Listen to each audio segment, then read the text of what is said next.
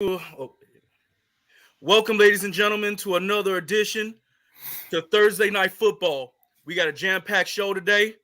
We're going to discuss the targets for the defensive coordinator position. We're going to get into a whole lot more. We're going to talk about a little bit more free agency and the prospects of having the, between, as far as records are concerns and our confidence level between having Justin Fields and Caleb Williams as a quarterback. All of that and more after this.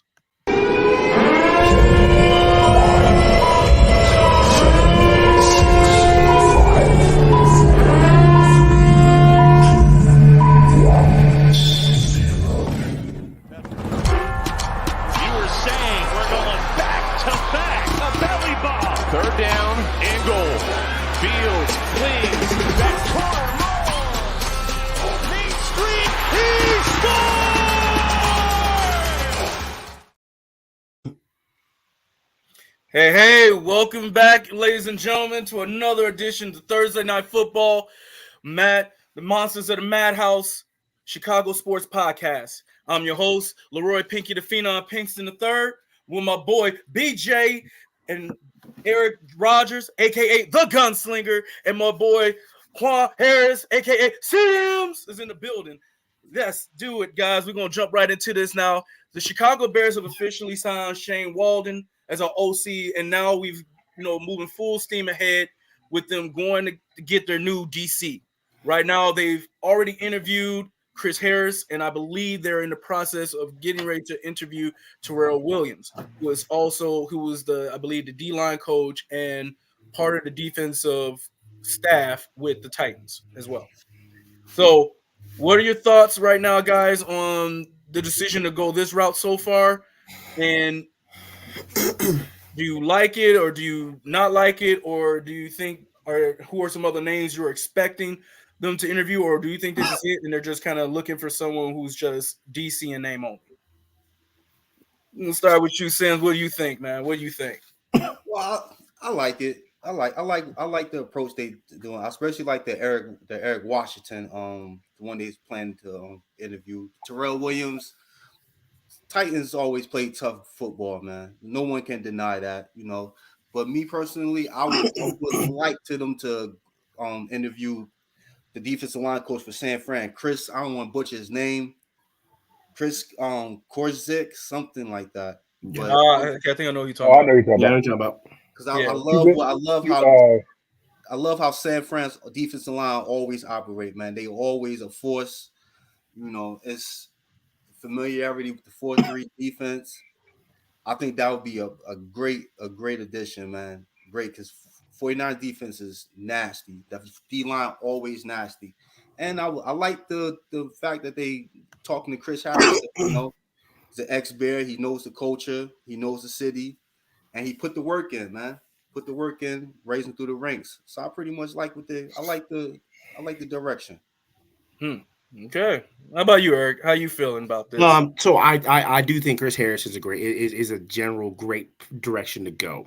If we're looking to hire within Dave Borganzi, he is our linebackers coach for the Bears.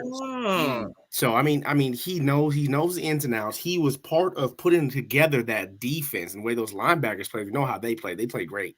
Yeah. So I mean, to keep it in house, that's also a way to go.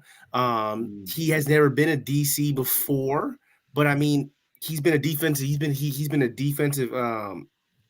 coordinator's assistant. He's been in the part of planning our defense last year and the previous year, and we saw the linebackers play this year, and the defensive secondary do their thing. The linebackers play like monsters. And I think hiring within is I think I like it. I like that idea that he gets a shot at the interview. I do think Chris Harris is my pick. I also, believe it or not, if Mike Vrabel does not get a head coaching spot, I think we go get Mike Vrabel. You know what I'm saying? I mean, he's one of the best linebackers to play the game. And when the Titans originally, granted, the Titans took a lot of hits. this past season, free agency wise, injuries, and that's what everyone said. Oh, they're so bad. No, it was injury. The injury list was ridiculous on both sides of the ball. I think he was a great head coach. I think he's a great defensive coordinator. He's a great defensive mind.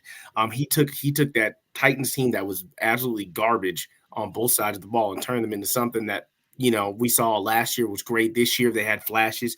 I think that's a good veteran leadership from the DC position without trying to hire a young guy, which I don't, but I do see some young guys that are pretty good too. There's a young man out at USC that I think might get an interview with a couple teams as well. I forgot his name, but he's a defensive coordinator assistant out there at USC. But like I said, my picks is to hire my first pick is Mike Vrabel, just because I generally like that, just because of how he was a head coach. He was the DC, so he did both jobs. Now you have less pressure. You're just the DC now with an already good defense, or you get Harris, or you get butcher his name here, Bungzani, who's our linebackers coach. Okay, all right, we're gonna get to your thoughts real quick first, BJ. Then I'm piggyback off Eric here. Okay, so I'm with everybody. I believe that Chris Harris should get a shot at this. Whether I believe that he would get it or not, I mean, I don't know, but I think that's a good call to at least interview him to see if he's a fit for the DC position. I think that's a good call. The person that I really wanted is gone. The person I really wanted, I wanted Vic Fangio. I thought Vic Fangio is like a defensive guru. I wanted him to be back here in Chicago, but so I mean, right now, I'm not sure. I'm more so. I want to see more interviews, see more people out there to get a better feel for it. But at the end of the day, it's Eberflus's system, so. It's not like they're coming in here with their own system. It's Eberflus's system, so they're going to just be running his system. It's just whoever can run his system smoothly, I guess. So I mean, I don't think the defensive coordinator is as pressing as the OC was. Fair enough. So, for me, I'm intrigued by the Terrell Williams because of his defensive line presence and the fact that his connection with the guys on the Titans defensive line, he can bring some of those high impact guys with him. So I like that as a another a dark horse guy who can he's been around Vrabel longer than Chris Harris has, so he's more familiar with that attacking style that Vrabel would like to bring. So he would have a little bit more knowledge, but he's also younger than Vrabel, so he might be a little bit more innovative. And we saw with a lot of the stunts, the twists, and things that he likes to do, the exotic ways he likes to get the line to attack. Especially even when he had a lot of his stars, like Simmons was out for most of the in and out of the lineup all year, and he was still able to simulate pressure with guys who normally probably wouldn't be a starter on anybody else's roster. Let's be honest. Yeah. He got those guys to look very good. So what's going on, guys? What's going on? Want a quick, sidebar, a quick shout out to everybody in the chat. Appreciate you all. Like always, please like and subscribe to the show. It means a lot to us. Get those like buttons up. We got a lot of people watching, but let's get those like buttons up for us. You know what I'm saying? We like that, guys. You know what I'm saying? Like, subscribe to the show. And please feel free to share, pass the good vibes along. The more the merrier. So to kind of piggyback off what we were talking to, I mean, I think we can actually, if Mike Vrabel doesn't get this head coaching job, I think we could actually get a 2-for-1 here. I actually like your idea about hiring from within. I do like that, but I think we can get a 2. If Chris Harris is not the guy for the DC job, if Mike Vrabel is still willing to do it, he might bring Chris Harris with him. Because they've been coaching together for the last 4 years, right? So I mean, Chris Harris is just with the Commanders. Chris Harris is just with the Commanders. He's only been with the Titans for the last 2 years. Oh, 2 years. So last 2 years.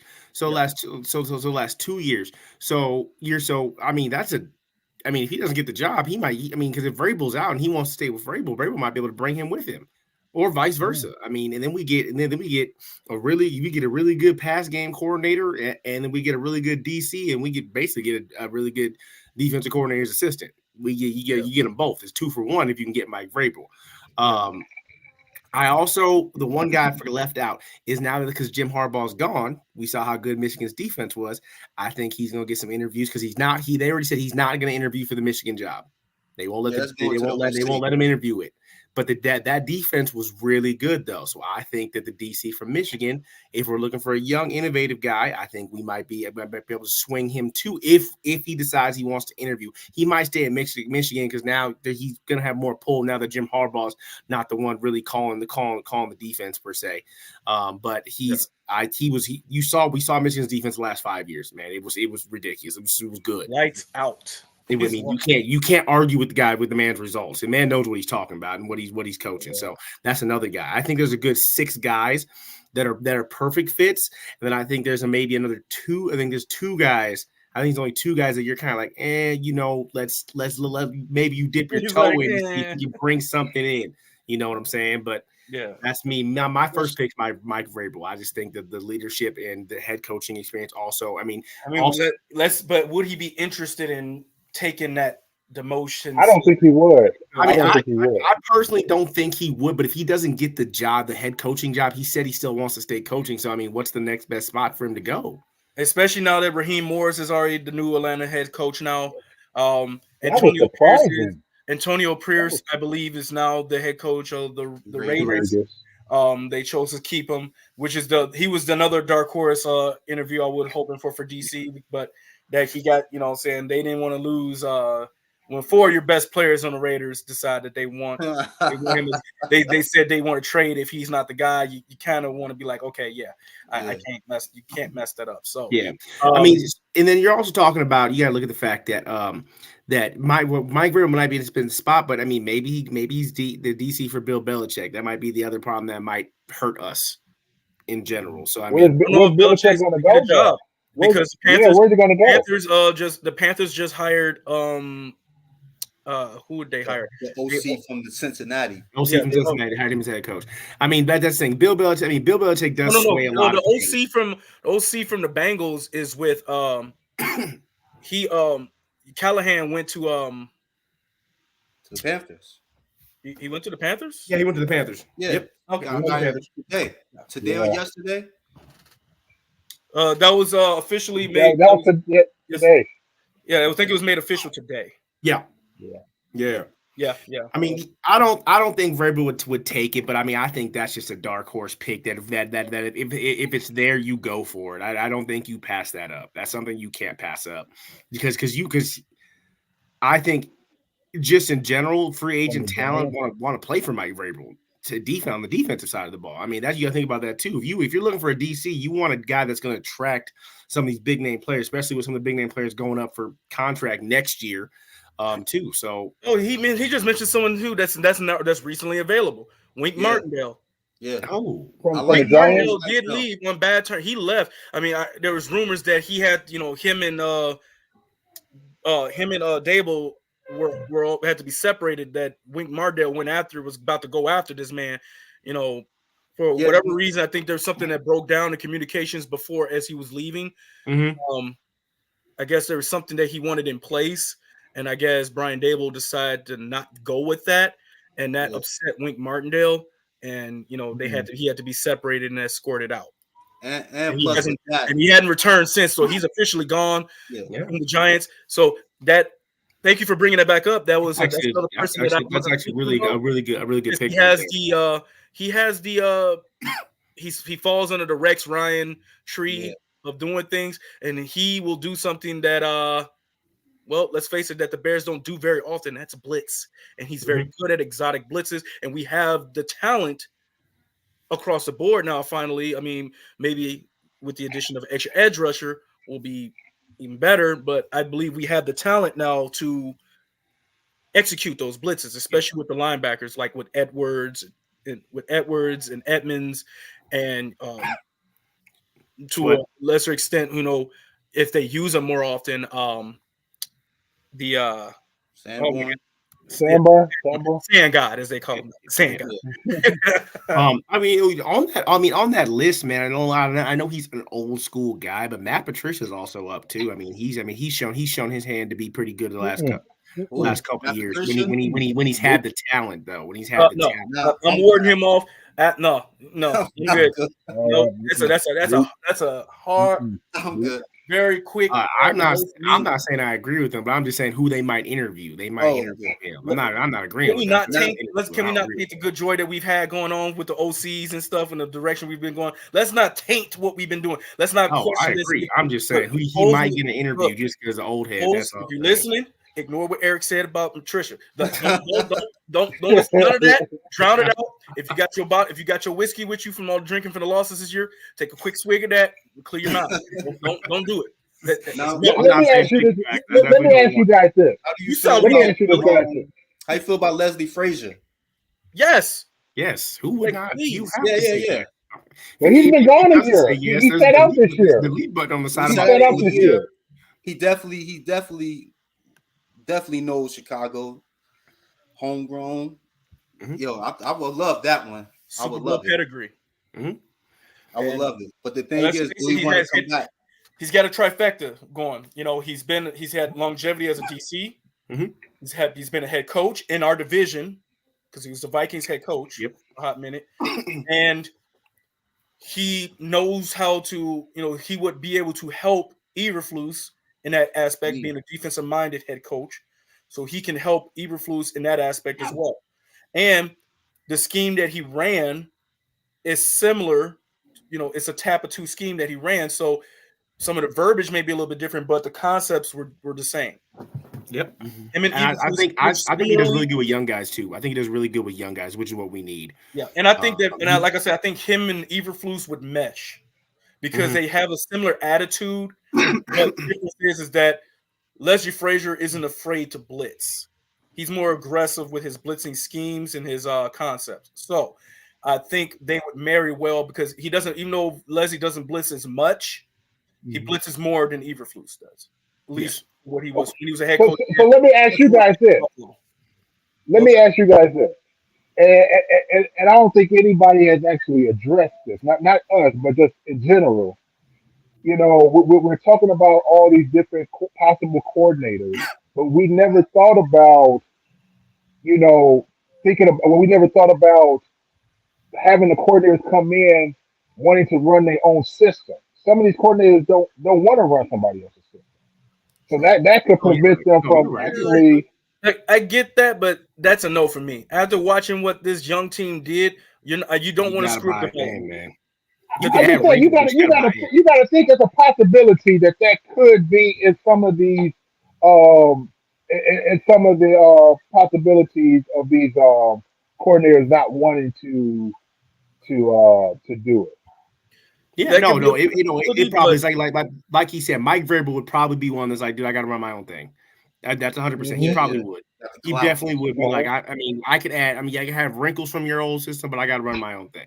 And that's why point in case that Pinky has said would he willing to take that demotion if he doesn't get to run? Especially if he doesn't get to run his own defense, probably not. So, the thing is like from the people that we are interviewing right now, it seems we're looking for the scheme fit. We're not looking to change anything. They want we've on the defensive. It seems like the defensive side has embraced the culture faster as far as development and stuff is concerned in the office. And obviously Luke Getsy was a big part of that, and that's why he's gone. Shane Walden, and we're going to get into this a little bit, in my opinion, no matter who the quarterback is, like I said before, the team is going to go from here on offense to here. Yes. Absolutely. I mean, immediately, whether you get Fields, Caleb, Drake May, Daniel, I don't care who the quarterback is.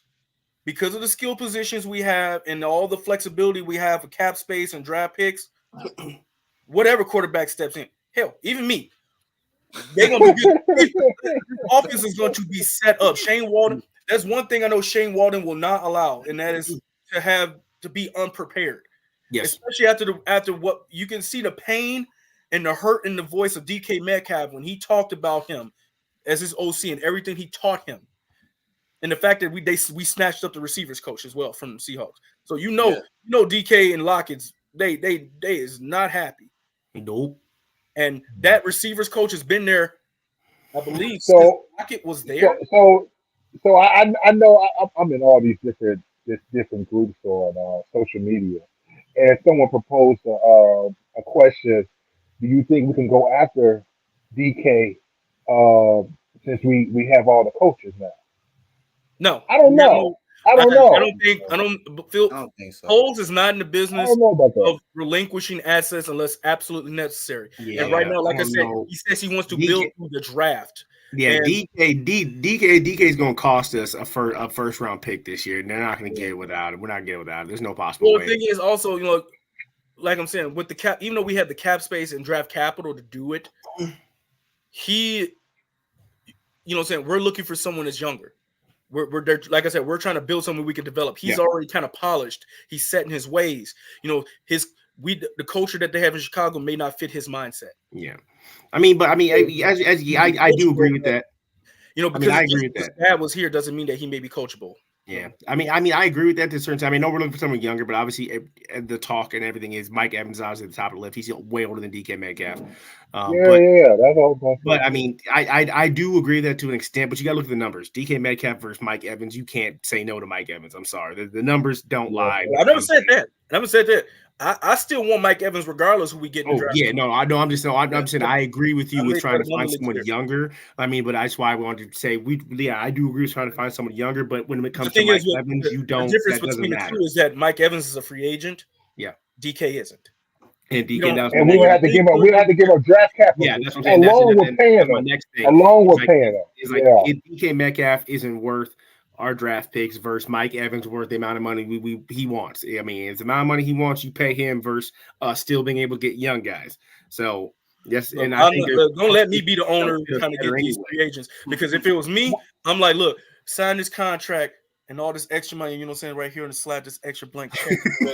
Just say you signed for this contract. Look, I mean, but wouldn't that be sweet though if we were able to get Mike Evans and then draft another receiver in the top 5 if we trade that pick? Man, we'll be set at that position. That's what we're doing. That's what when we talked about we want to do free agency. That was the path that I was. I hope that's something we do. But I'm expecting that. I'm expecting us to go out there, trading down to number 2 or 3, getting Marvin Harrison Jr., and then with that 9th pick, we trade back and get more assets. Pick. Yeah, try and get more assets. If we can't trade back, I agree there. And if we can't, and I know people are gonna hate when I say it, man. I'm sorry. If we can't trade back and get more assets, if Brock Bowers on the board, you got to take. I'm gonna say it every week. You got to take it. Oh yeah.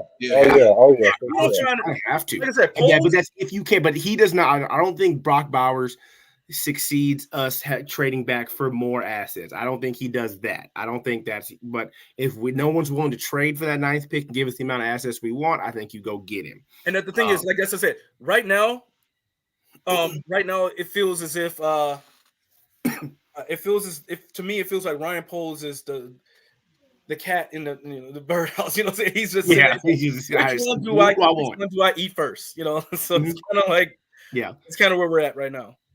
So what about our free agents we have? We got unrestricted free agents right now. So I'm gonna go off the list real quick. I'm gonna go off that list. First and foremost, he's gonna get signed within the next 2 weeks. We've already all stated this. Jalen Johnson. Yeah. Then there's Darnell Mooney, Yannick Ngakoue, Robert Tonyan, Lucas Patrick, Justin Jones, Deontay Foreman, Patrick Scales, Dan Feeney, Mercedes Lewis, Rasheem Green, Trent Taylor, Dylan Cole, Nicholas St. Brown. Sorry, EQ, if I messed your name up. I apologize, bro. Look, it's not as easy as your brothers. It's not as easy as your brother. Josh Blackwell and Joe Reed. From that list, I'm gonna go quickly just rapid fire the ones I want us to get, that I want us to retain. Honestly, the ones I feel we can realistically retain as well. Jalen Johnson, Patrick Scales, Mercedes Lewis. Yes. and EQ, St. Brown, and I Josh. like him. I like him And as a Josh, blocking receiver. I like him as a blocking receiver. He's pretty good at I agree. blocking I receiver. agree with all those. I mean, I here's the thing. If we're looking to draft a tight end, I don't know if we keep Mercedes Lewis. I don't know if that's a thing. I think But we keep him also, for the Well, because we're not going to keep. but here's the thing. If that's What if we about can't I get, would like Justin Jones come back. Yeah, I like Justin Jones. If we I would like him that, to come that back. also depends on free agency because we saw the tight end free agency list and that shit looks real good. The tight end free agency looks real good too. So if we can't get a veteran tight end, yes, you keep him. I'm sorry, you have to keep him because he's a veteran tight end. He blocks, does the small things, he does everything you ask him to, whatever the type of guy. Jalen Johnson, obviously, I do like St. Brown because we don't have a true slot receiver. So to me, he's a true slot receiver, and if we can, whoever we couple him with on the outside, I think he's going to end up helping us more than more than anybody else we're probably going to get that we can put in the slot. Other than, of course, the man on the question board, Tyler Lockett. I think that's the other one. If we're looking for, because you see all the best players right now, everyone's best receivers right now, aside for 3 teams, they can play both slot outside or they are slot. Yeah. Now, the thing about Lockett, about trade for him, would he cost less? Yes. However, do we want to give up those assets to get him? Mm-hmm. No. Because not we a can chance. get because of the talent. Lockett's not a free agent? Lockett's not a free agent? No. Next year. Oh, okay. Next year. And also the thing is, like I said, with the we've all seen it. The talent that's in this year's draft, we can get a younger version of him. That is true. You are right. There's no there. I honestly think we do already have one. I think we have one. Not really. Not no one developed and polished enough yet. I mean, so that's better. Yeah, but that's what I'm saying. The case in point is if Tyler Lockett, what makes him so good is that he can play outside, inside. He blocks outside, inside. He can do either one. There's not too many receivers that you can name that play outside. One can play outside one-on-one, can play inside slot, block as an inside slot. He also comes out and blocks as a wing too. I mean, there's not many receivers you can name that do that and do it well. So I mean, but now in the Mike Evans does it well. Mike Evans. I mean, I think there's one. DJ Moore, who 2. we have. EQ, he's a great blocker. He just doesn't get the ball enough. Amon St. Brown, his brother, he does it very well. And I'm trying to think of the others, like 2 more that I know of for sure that can still do it besides Lockett.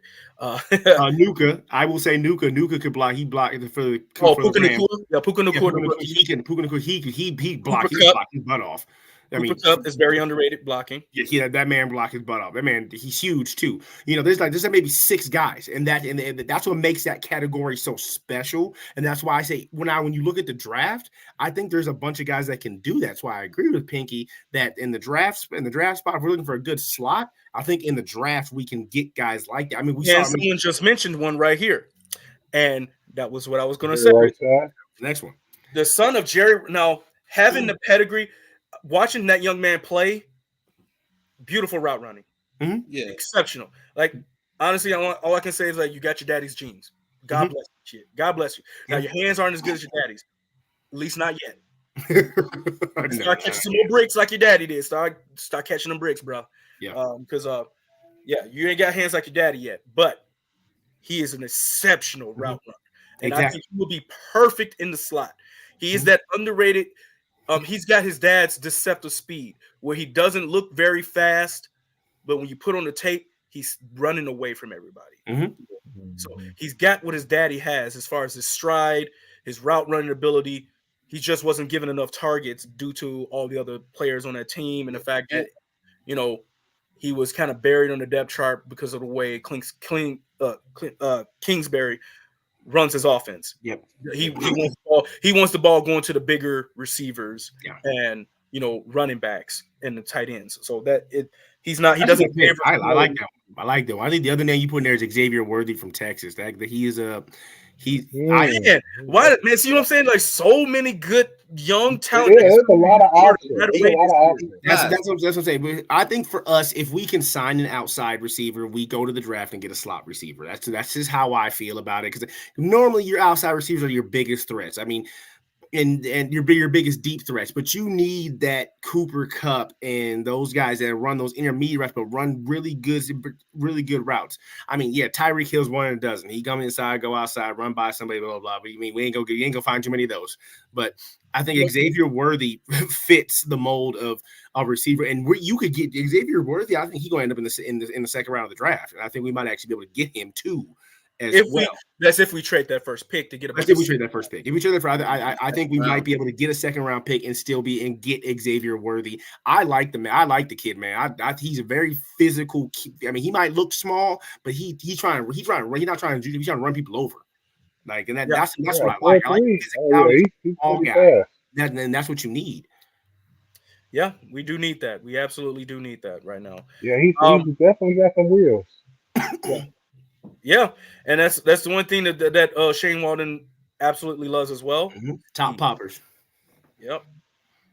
So yeah, I think that was just posted here. Yeah.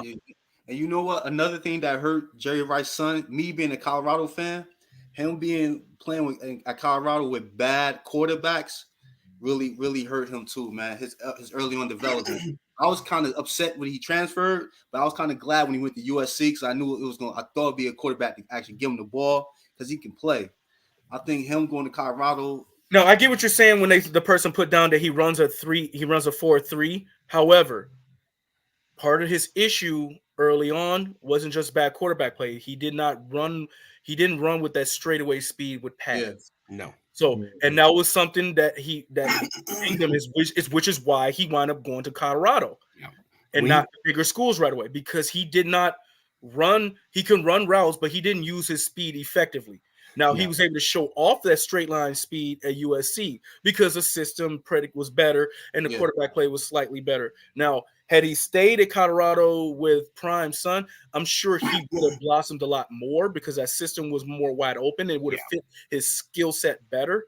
But I understood why he transferred. And that's the problem. I mean, I will say that because I got to watch him in high school because he went to Hamilton out here where I am in Arizona, and the scheme, I mean, it wasn't meant for him. It was a lot of play action, short route stuff. You didn't really get to see him pop the top very much. And people who knew who he was, they were automatically putting a safety over top anyways. So there wasn't really stuff created to get him open. Exactly. Yeah. So like I said, that's why he ended up at Colorado rather than getting the big offers right away and things like that. If he would have went to a bigger school down in California or Texas that the quarterback was out there trying to take the top off, sling the ball, he would have went someplace bigger to begin with. High school kind of messed him up a little bit because everybody knew who he was, right? Okay. And so you game plan him, and the offense wasn't meant for him to take the top off like that. So, that's what I'm saying. But when we got to USC, the game plan. I think the receiver coach there did a good job. I think he sat down with him and was like, "Look, man, you have two ways you can go. You can go the way you've been going, and you're gonna fall on this depth chart, or you're gonna take the time to understand how we want you to run routes," which I think he did a great job of it. I think he did. I mean, obviously, like I said, but the hands aren't there.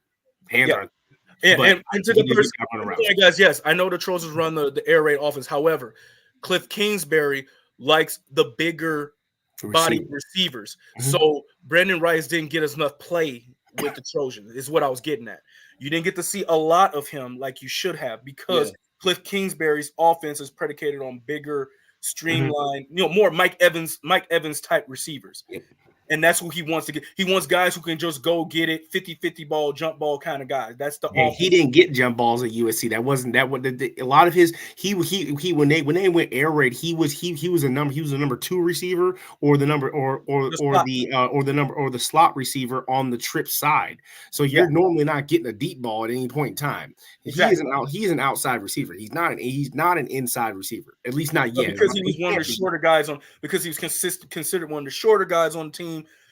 And, he got there late. He didn't have the chemistry with Caleb Williams like the other receivers already had. He didn't get enough love. So, like I said, he's talented, but, the system wasn't built for him. I mean, that's yak yards. That's yak yards. Yeah, a lot of his things were yards after catch. It wasn't really And a lot of his thing. I mean, when we say get open, we don't mean like, oh, he broke dude's ankles and got it. But for him, the play action scheme, he's wide open. That's where he was getting the ball. Not Brett 1-on-1 to get down the sideline. He was never doing that. Yeah, and that's what I was talking about. Why that was part of why I said that he didn't get the big name offers, because his route running wasn't where it needed to be. Being able to separate off one-on-one coverage. Teams, the only time he really got the separation when teams were off coverage, where they were 5 to 6 yards off of him. Yep. When they played man press, he couldn't get off the line yet. He still hasn't developed it yet. He didn't have the footwork. He hasn't had a lot of practice with people playing man-to-man on him yet. Mm-hmm. So once he gets that, like I said, put him at the slot, draft him as a slot receiver until he learns how to beat man-to-man or be an outside guy.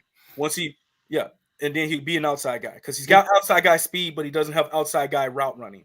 Nope, so that's why I was saying that he doesn't run. He's not matching what he has as far as speed. What he has on paper isn't matching what he can do on the field. On the field. Like, he's got the great numbers, but he's not showing those things yet, because we've seen in tape that when teams play man-to-man, he's invisible. Yeah, he's still not there yet. He will get there, because I believe he will get there, because there's one thing you can't teach: is speed or height.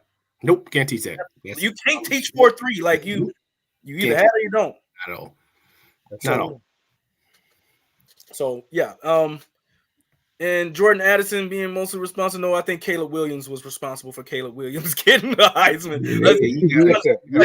Caleb Williams is real easy. It's really just stand back there, look, and chuck, and he's open. Like, there's a difference between, hey, look and chuck, and oh, look, this dude's over here. And now he's over here, and Caleb Williams scrambling for his life and find somebody open. I mean, that's a big difference. I mean, Jordan Addison's a good route runner. Jordan Addison broke a lot of records as an outside receiver. First of all, not a slot. It's not a slot. That's why we're talking about Brandon Rice being a slot, not an outside. If he was Jordan Addison, he'd have been an outside guy on the one-on-one backside. Jordan Addison did one-on-one backside stuff and got open, and Caleb Williams throwing darts.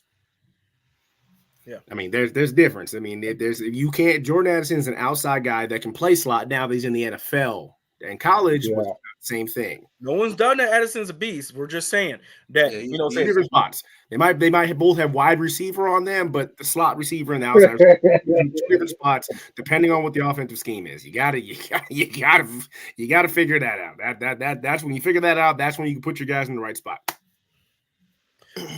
Yeah, that's true. That's true. That is true. But if defenses win championships, why the hell haven't the Bears won another one in so many years? You had the defenses, so we need Rex Grossman kind of did us dirty on that one. So Rex Grossman did us dirty on that one. So we won't talk about that. And Jay Cutler, they both did us dirty on that one. We need the offense too. Otherwise, we're gonna be sitting here at the podium looking like Jay Cutler. Why did we lose the game? The other team scored more points than us. That's why we lost. Like, we don't want that. No, the pinky finger hurt. Oh, no, there was another podcast. There was another press conference he had when they asked the question of, like, said he had a really good game, and he's like, "Why'd you guys lose?" Because they scored more points than us on defense. That's why. It's like, well, I mean, the man told the truth. So we always close. We always close. I'm tired of being close. We need to win now. I'm tired of being close. I mean, like I said, and I think part of it is like we've been talking about. If we get the right DC in here, and we couple with the right OC. We already see what the defense can do, and then now it's just putting. No, that's not true. He has lined up by the tight ends a couple times at USC and at Pitt. Yes, he did. When he's at Pitt before he transferred, he lined up in a lot of the 12 personnel, because Pitt ran 12 personnel. He lined up with the tight ends a lot. Look it up. And that's why he excelled with the Vikings, because when he lined up against by the tight ends a lot with the Vikings as well. Yeah. I mean,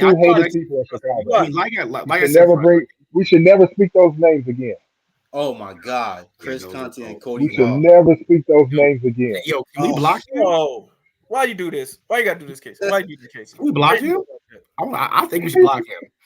Oh my God. Why would you do that? I don't understand you. Why would you? We should never ever speak their names again. I'm gonna block him. You block. I don't want anything else for you to do. Do I watch USC football? I watch football anywhere. High school, because I help coach it. I watch college football.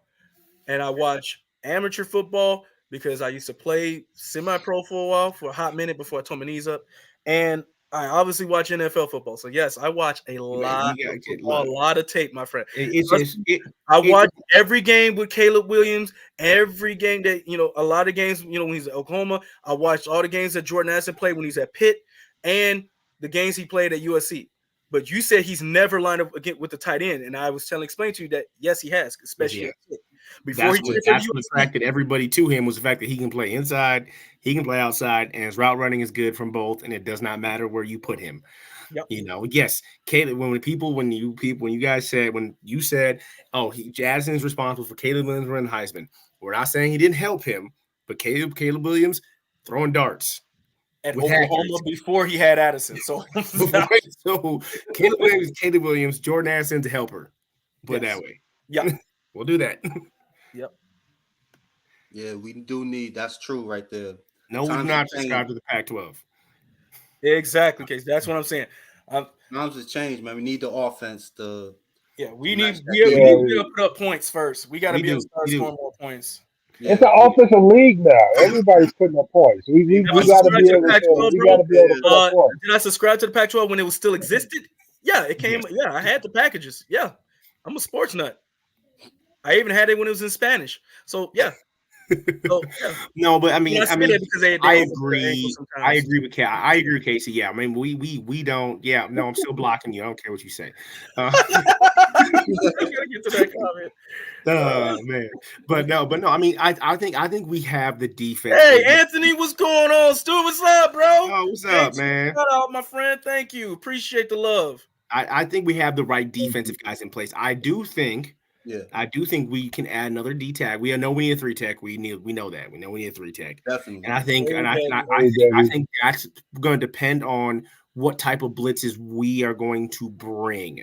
Are we going to have? I mean, are we going to have a 3 tech that's kind of like a TJ Watt that he can move anywhere he wants to and play anything he wants, or like a Micah Parsons and move anywhere they want? Or are we going to go get a big guy in the middle like Jared Grady? Like we're going to go in there and get a big guy like that, and that depends on our DC, and I think that is the key. I mean, right now, we got a defensive end.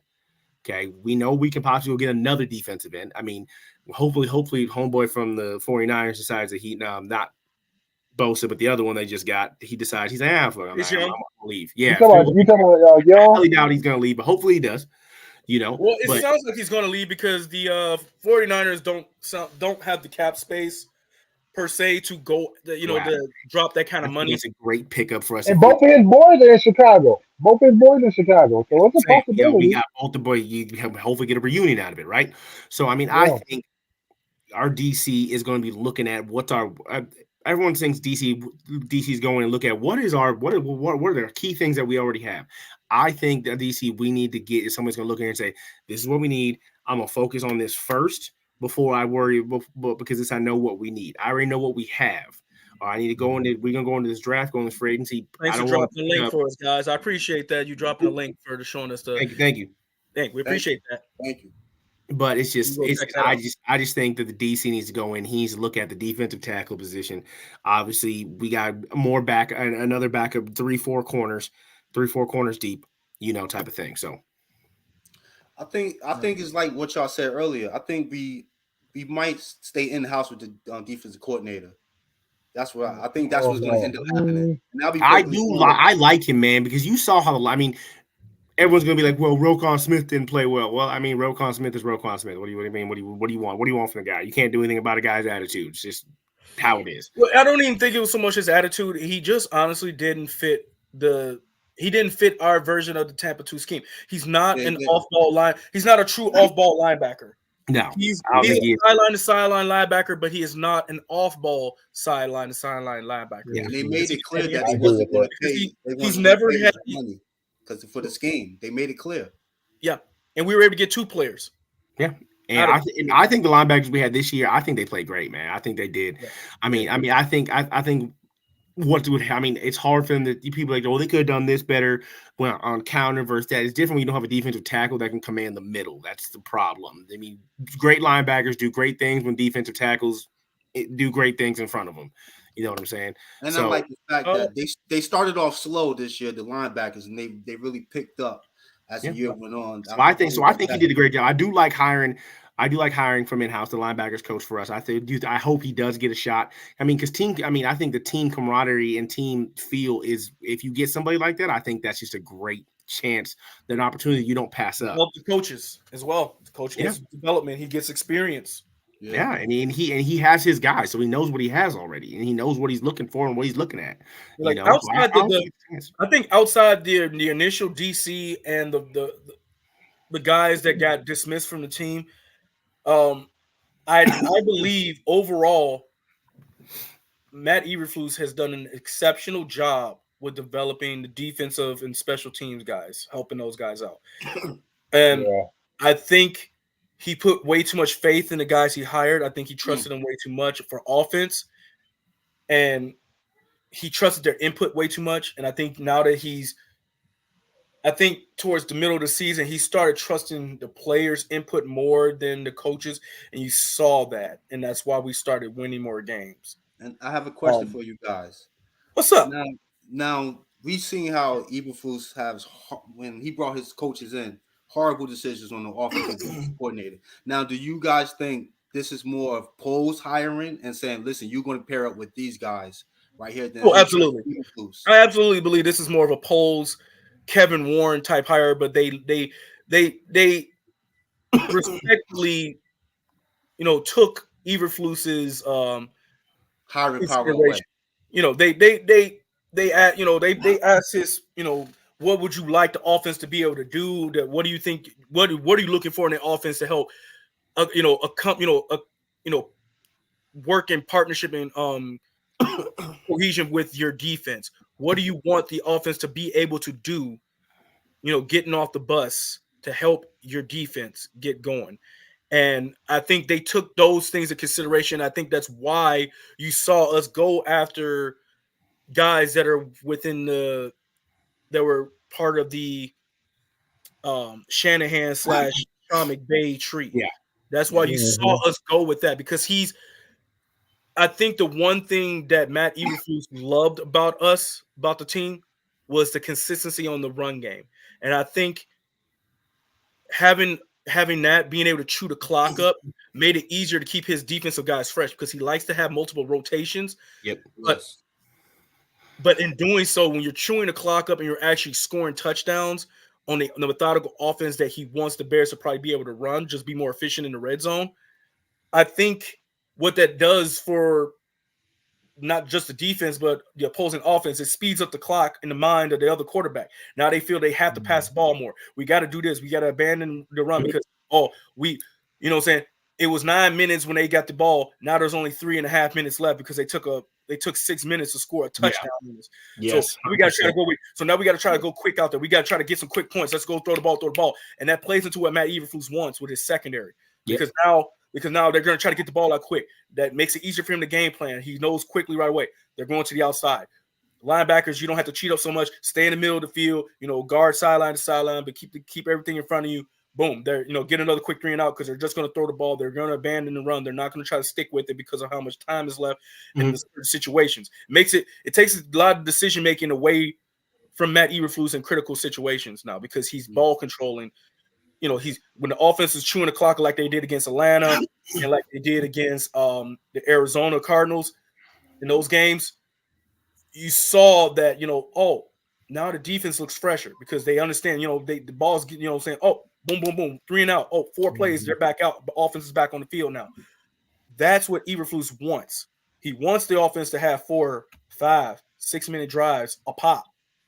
Does he like us having a quick strike? Yeah, but I think Matt Eberflus wants to grind it out to force those teams into bad decisions like the Lions, because we were in that game. I think we had 3 or 4 drives over 5 minutes in that game, and that's why even though saying initially, the drives that we had, they were boom, boom, boom, they were touchdowns, but towards the end of the game, in the middle of the game, it were we were only getting field goals, but they were long, drawn out 4.5-minute drives, and it was forcing Goff to be like, oh man, I got to throw the ball, I got to throw 3 interceptions, and there you go.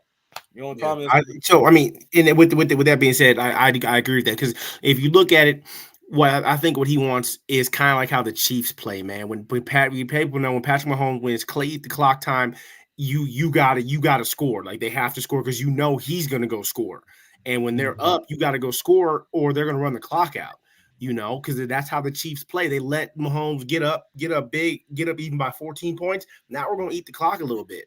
We're gonna run the ball, and our defense is gonna be fresh. That's why the Chiefs' defense even with them being so young in the secondary, their secondary looks pretty damn good because they're always fresh and everybody's throwing deep balls so they can try to play catch up. You know, that helps the defense when your offense is trying to play catch up, and only thing you can literally do is you don't got time to run the ball, so you're either trying to throw screens or you're trying to throw 15 yards or throw deep balls, and that helps. You know, especially helps big guys up front, you know, because they're not getting pounded 24/7 from someone trying to run the ball all the time, you know, and that's our issue is that our guys got tired because teams we're going to eat clock on you guys now. We're going to run the ball. We're going to run the ball 10, 15 times a drive if we can.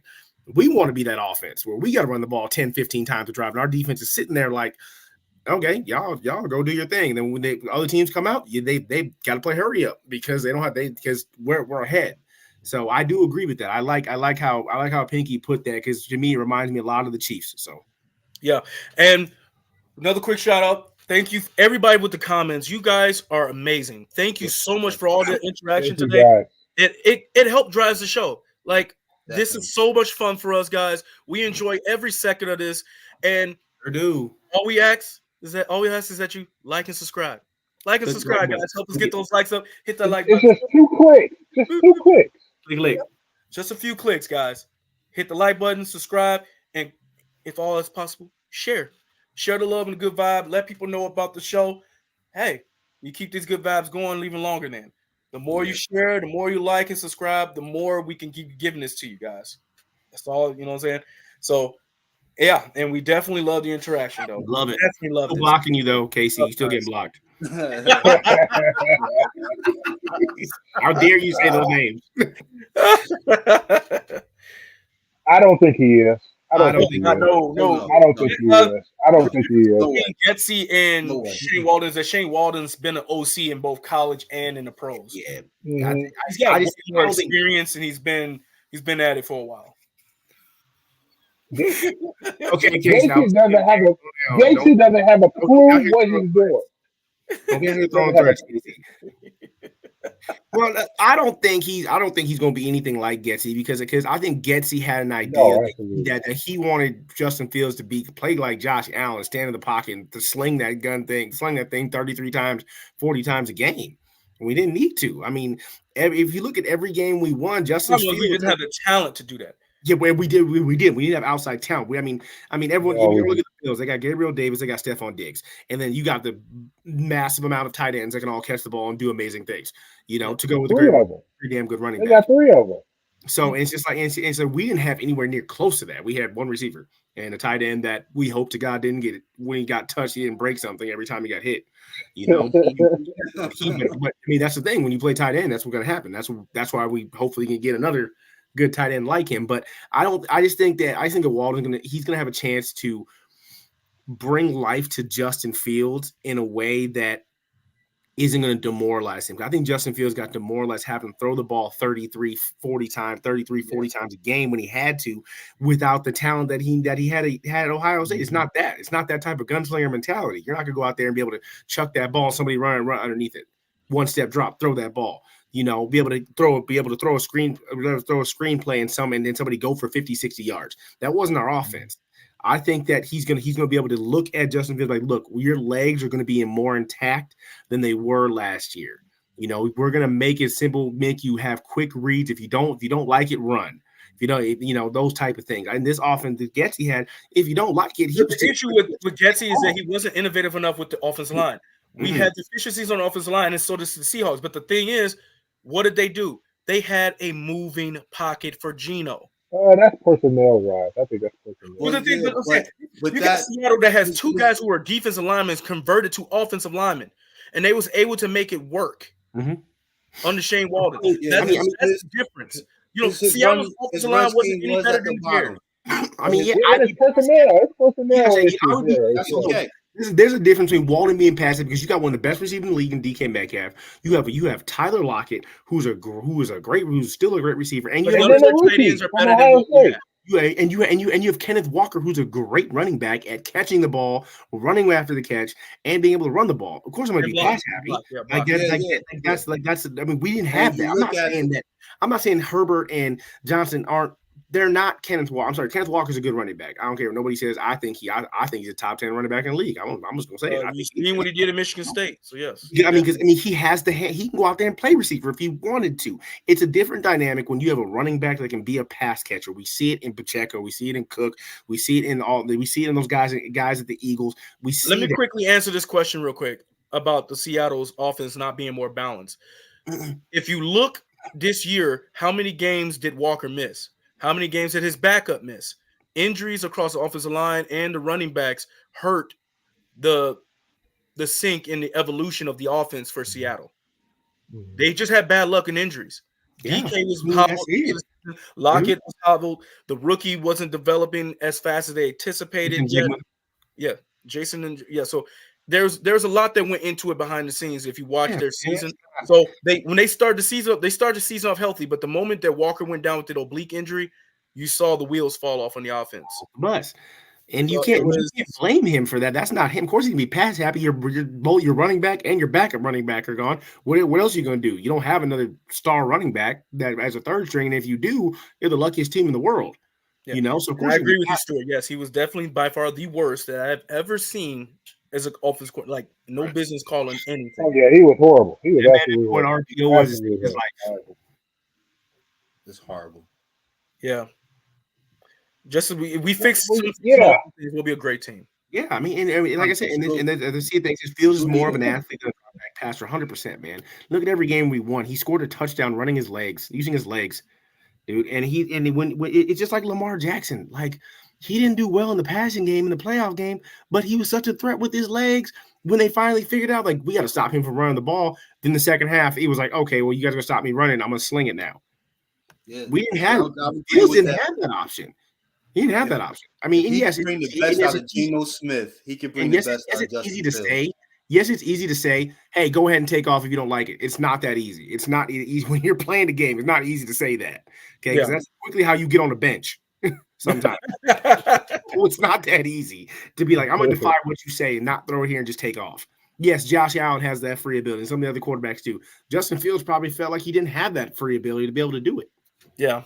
He did. It's going to be a breath of fresh air. Yes, I'm in agreement that we want Justin to stay. However, I'm also in the mindset that I just want to win and having coaching matters.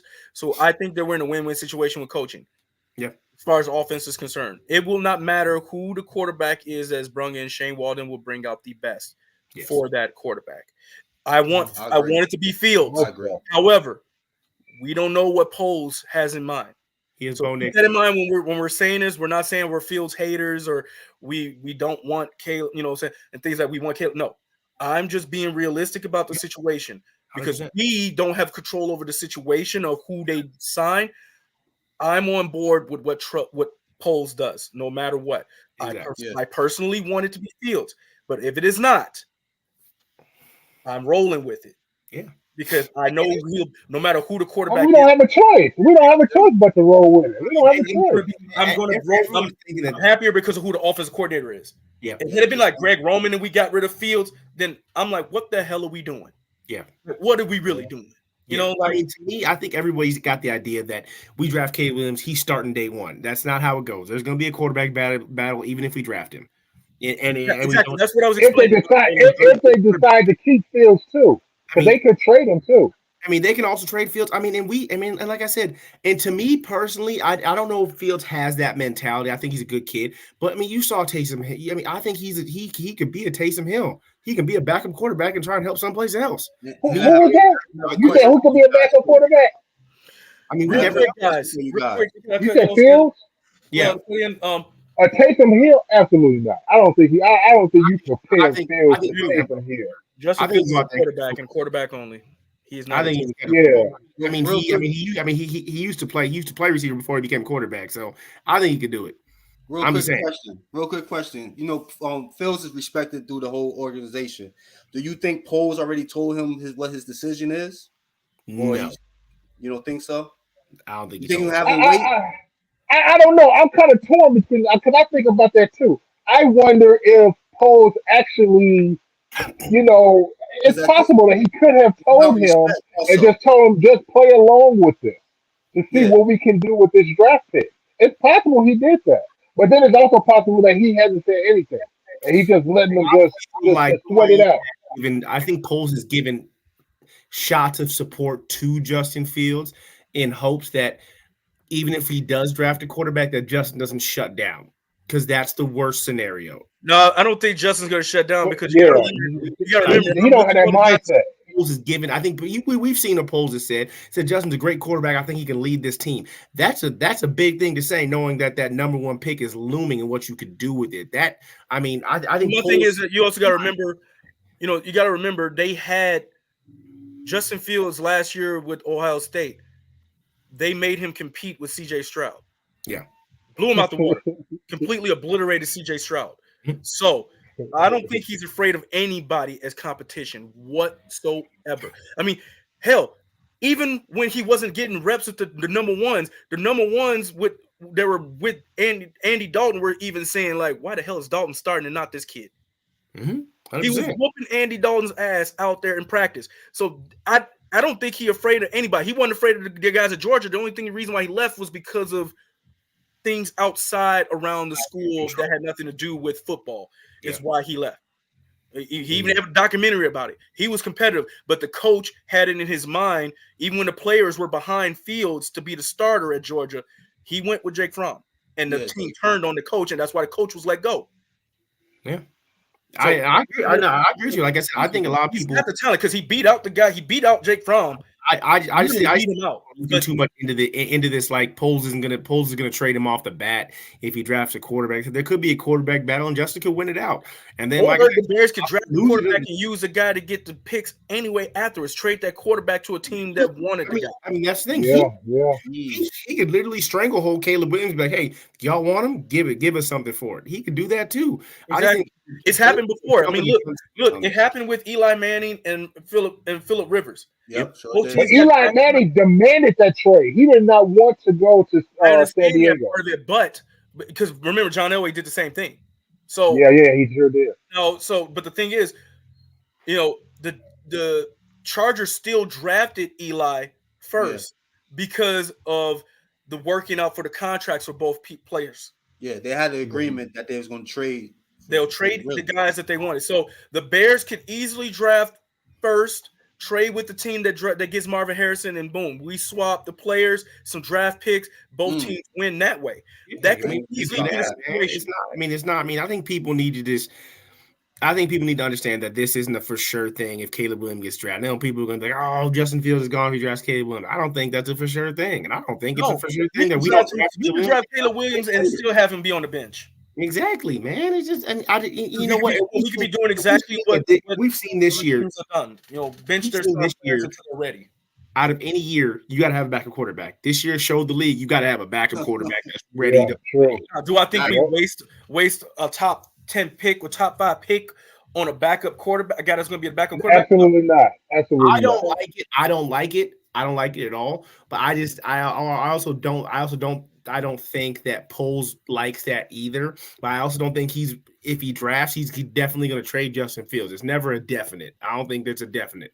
Like I said, I do like the idea of trying to stranglehold Caleb Williams and say, hey, who wants him? Dangle this out here and try and get some more out of it. I do like that idea. I like that a lot. I want to quickly get into some, change gears a little bit because we do have a Bulls game going on against them Lakers. So I don't know, serious question, even though it might come off as a joke. Serious question: over under how many flops LeBron James has against the Bulls today?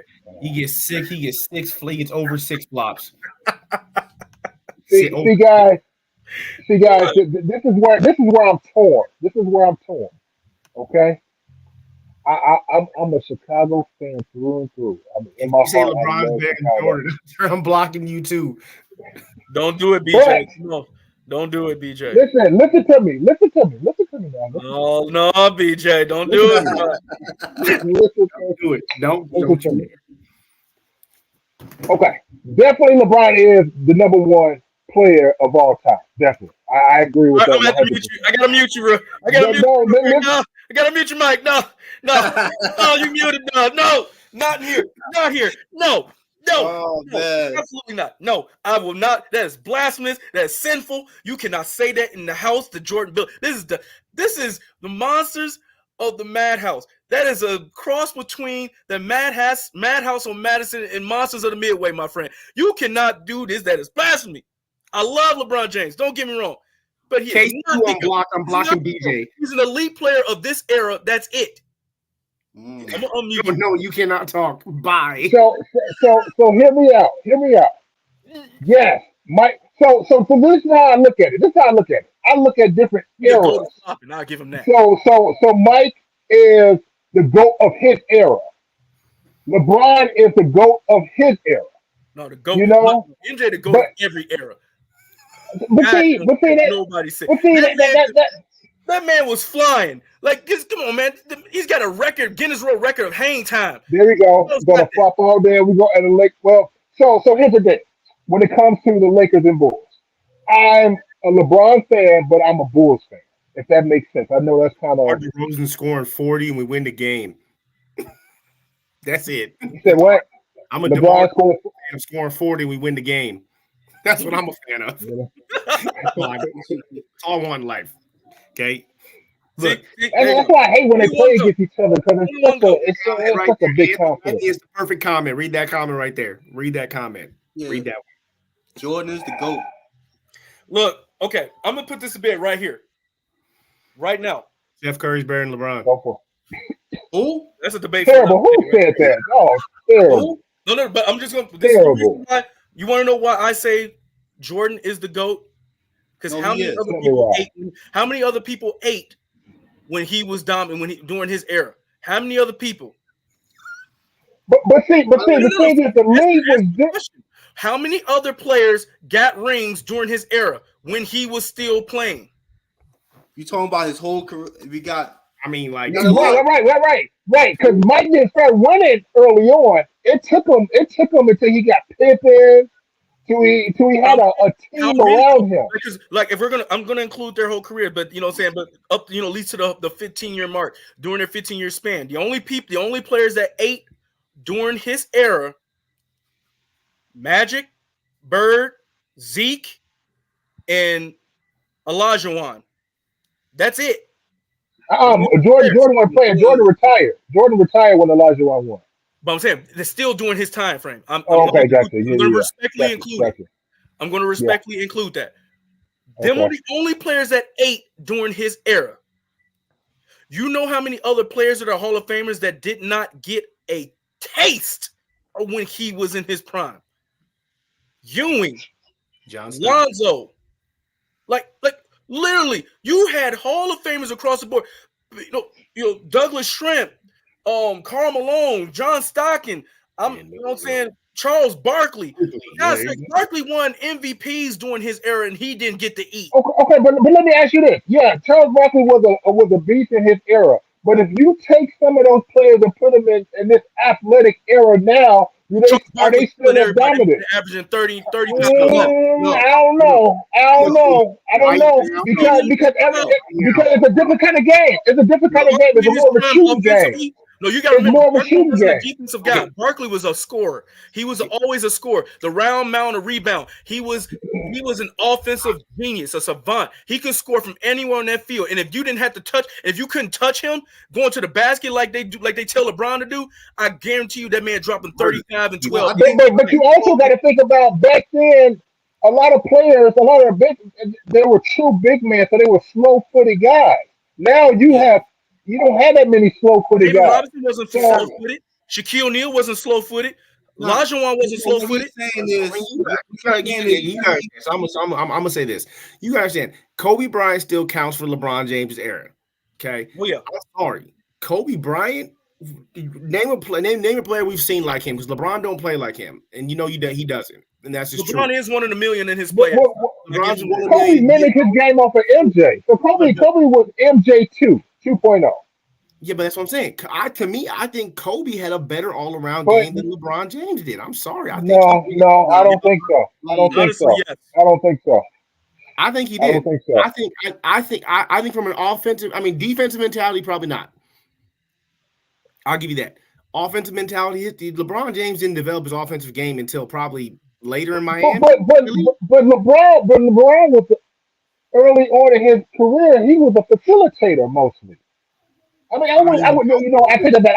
I wouldn't say he was necessarily a facilitator, but he was more passive.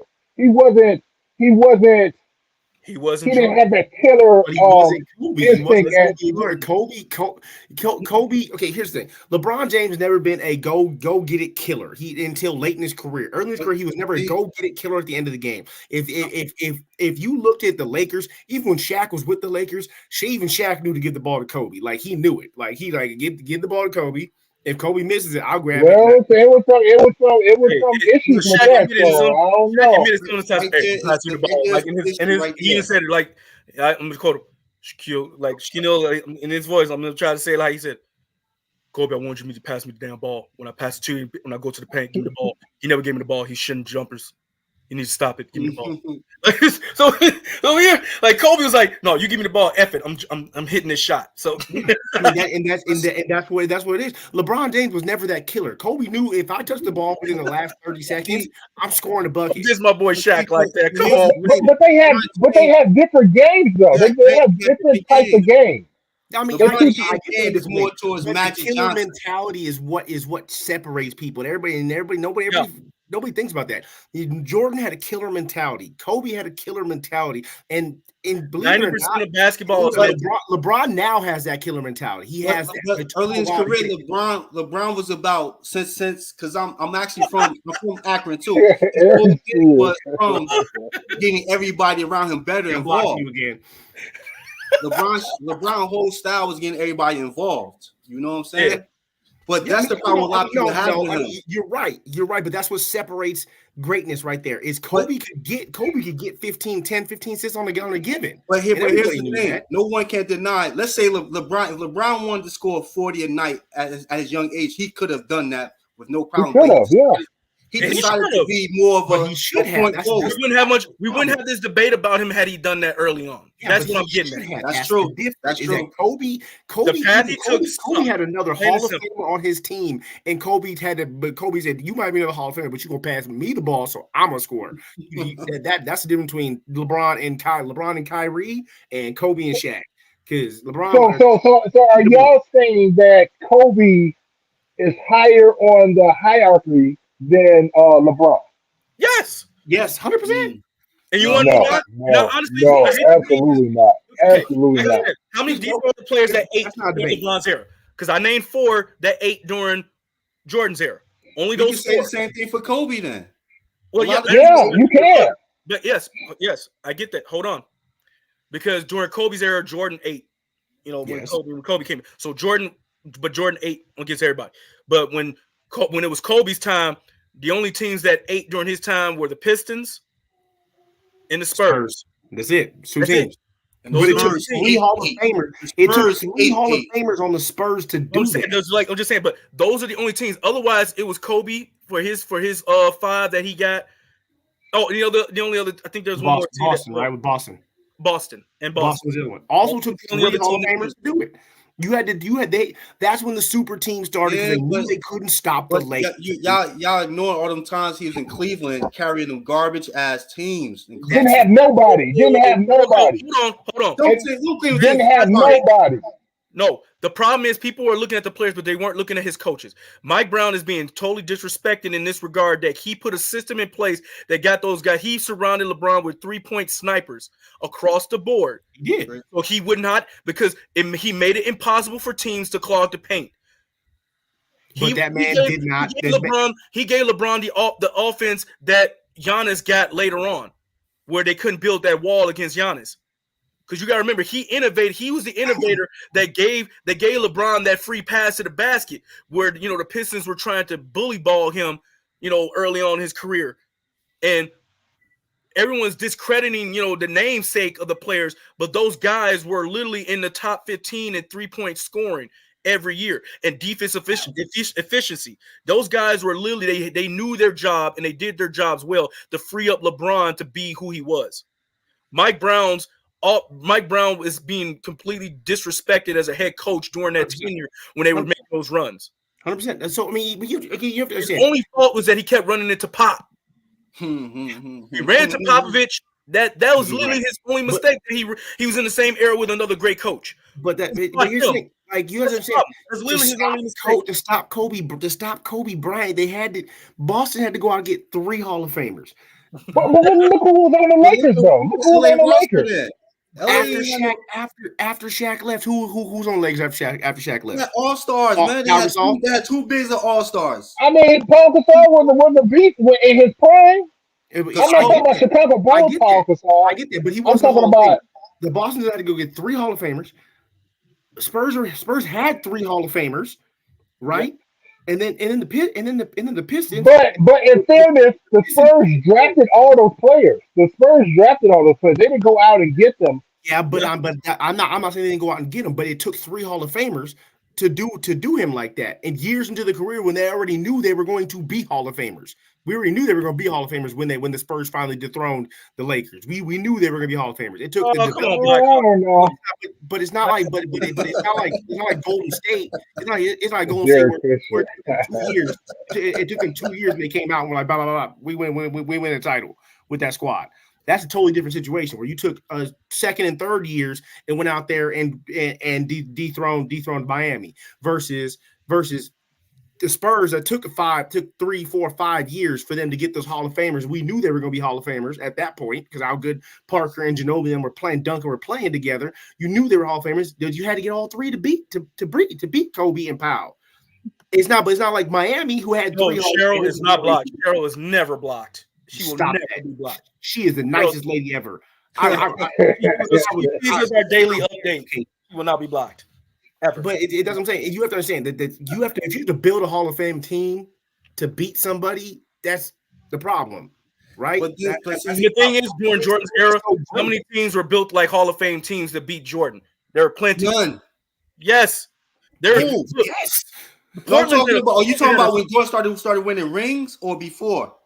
When he started winning rings, they built plenty of teams to try to beat Jordan. Beat Jordan like that. The Knicks had a team that could have won. The Knicks and the Pacers had a team that literally could have won the championship. Well, only one Hall of Fame on those teams.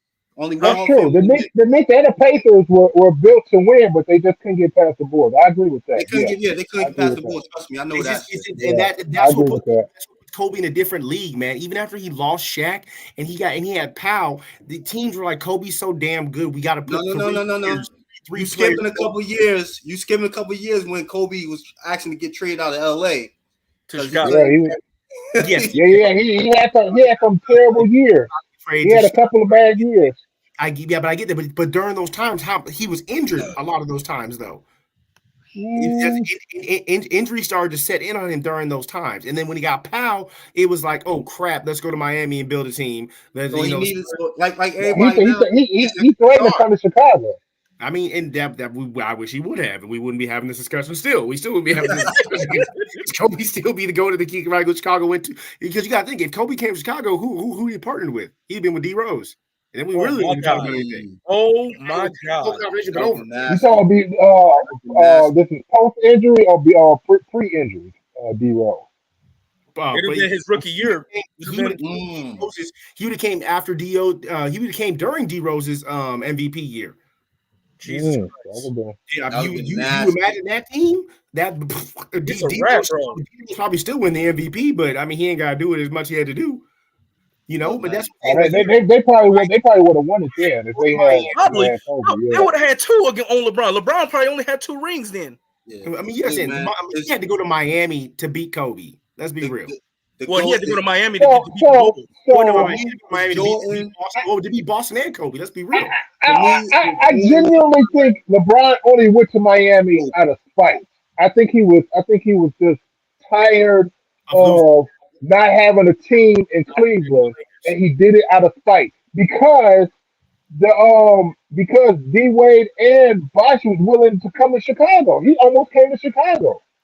I mean, That's fine. But at the same time, it's like LeBron could have came to Chicago by himself, but he chose to go to Miami with D Wade because of Boston. All right. And because of Yeah, the Lakers.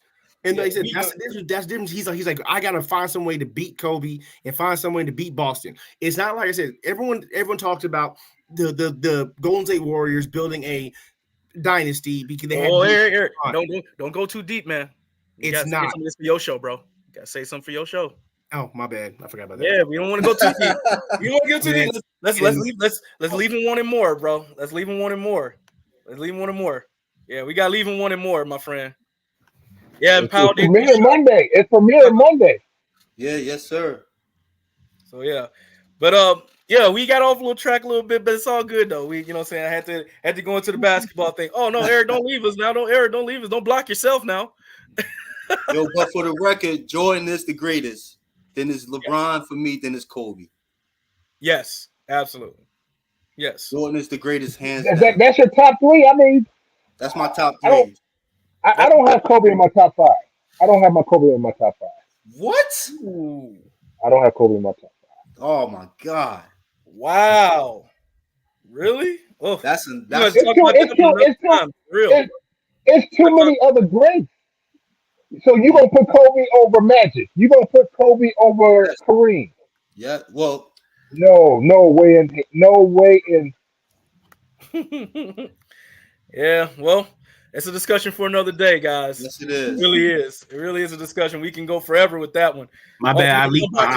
I leaked my Monday show. I'm sorry. I let it go. That's all right. That's Don't worry. That's okay, guys. Hey, we're gonna have plenty more. Please I'll tune be in back Monday. Please tune in Monday. I believe it's around 7 or 8. 7 8 Central. 8 Central. 7 p.m. Central. Tune in Monday. You get all the Chicago Bulls talk and talk about LeBron. You know what I'm saying? I mean LeBron. You know what I'm saying? So, hey, I'm sorry, BJ. Man, I'm sorry, my brother. Sorry, what?